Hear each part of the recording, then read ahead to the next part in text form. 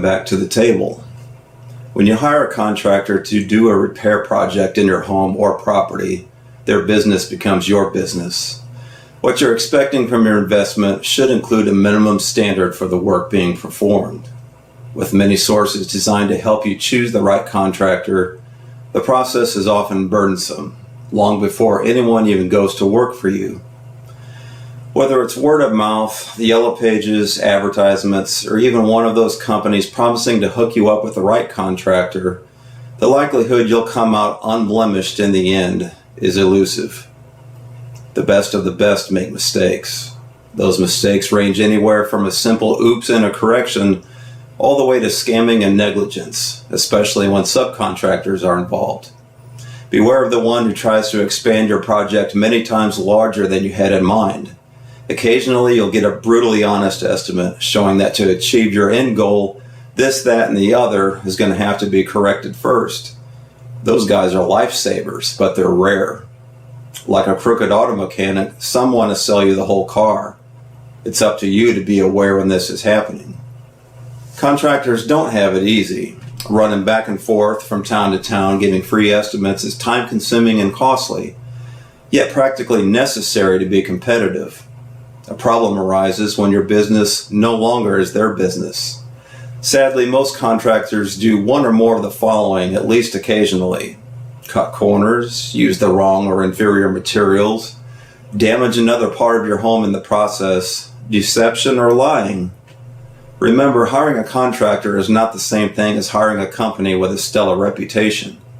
In the end, you're hiring an individual person or people who often don't follow the itemized work order created by the project manager. Their personal viewpoints factor into what result you get when the job is done. One of the most important things a homeowner should attempt after a contractor has completed the project is identification where possible of incorrect materials, insufficient application of materials, improper function, and damage to the home either in the vicinity of the project or elsewhere along the path leading to the project area. Every type of contractor I've ever hired has screwed up something.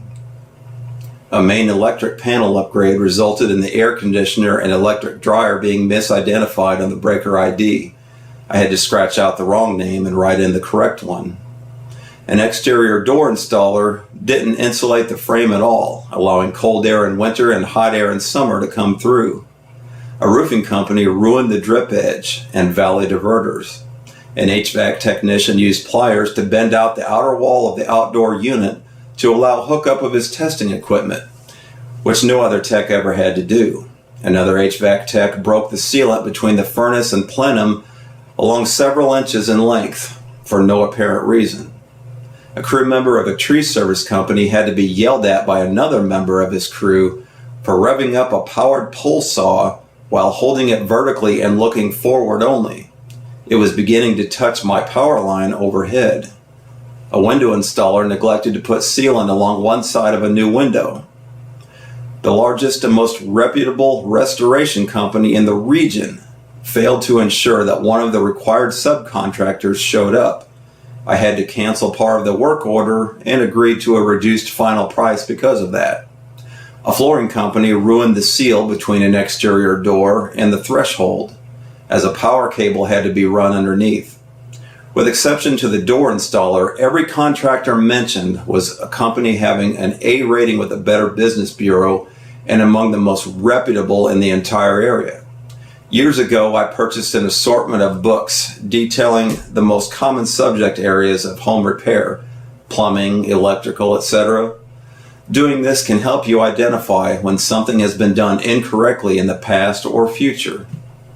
One of the most common things contractors do wrong is use incorrect fasteners for attaching one substance to another.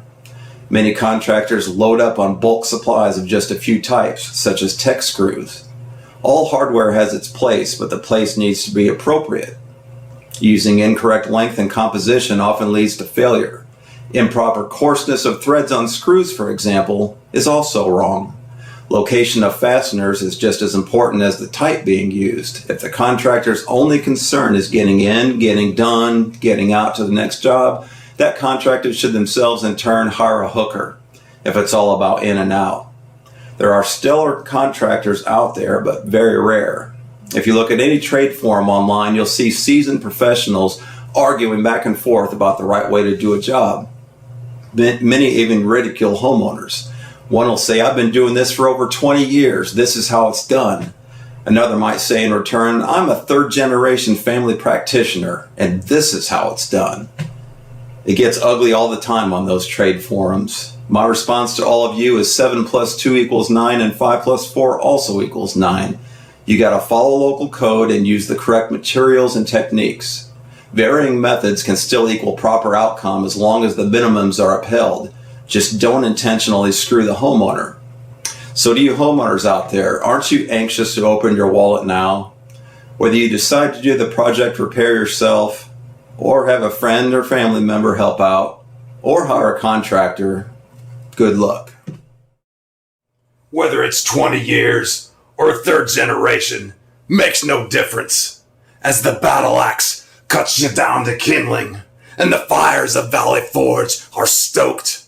Old school reigns supreme. We're still standing. We set the standards. 16th century coming at ya. Ah!